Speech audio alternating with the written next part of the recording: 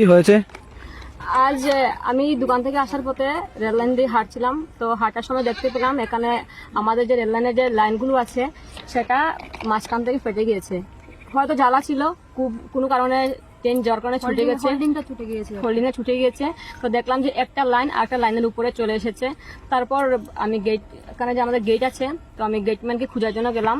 তো তখন অনুমানিক 4টা থেকে 4:30টার মধ্যে দেখতে পেলাম কোনো গেটম্যান নেই, এমনকি গেটও তালা মারা ছিল। তখন আমি কিছু করতে না পেরে রেলের যে হেল্পলাইন নাম্বার আছে সেই নাম্বারে ফোন করলাম। ফোন করার পর ওদের কাছে সহযোগিতা চাইলাম। তারপর আমি আমার গ্রামের সবাইকে ডাকলাম, ওকেও ডাকলাম, ও আসলো। আসার পর দেখতে পেলাম এরকম হচ্ছে। তারপর ওদেরকে ফোন করে বললাম যে এরকম হয়েছে, আমাদের লাইনগুলো উঠে গেছে, এখানে অ্যাক্সিডেন্ট হতে পারে, আপনারা এই লাইনের ট্রেন চলাচলগুলো বন্ধ করে দিন। তারপর ওনারা ফোন করে এই লাইনের ট্রেন চলাচল বন্ধ করে দিয়েছেন। তারপর রেলের ডিপার্টমেন্টে রেলের পুলিশ আমাকে ফোন করেছে, উনিও বললেন কি হয়েছে। ওদেরকে ছবি পাঠানোর জন্য বলা হয়েছে, আমরা ছবিও পাঠিয়েছি, ভিডিও পাঠিয়েছি।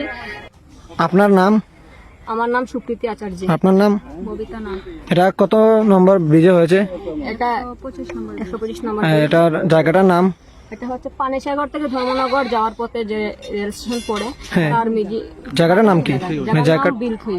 বিলথই নর্থ ত্রিপুরা 125 নম্বর ব্রিজ, জুড়ি ব্রিজ। এটা আনুমানিক কটা নাগাদ হয়েছে? 4:25, 4:30 থেকে 4:30 নাগাদই হয়েছে।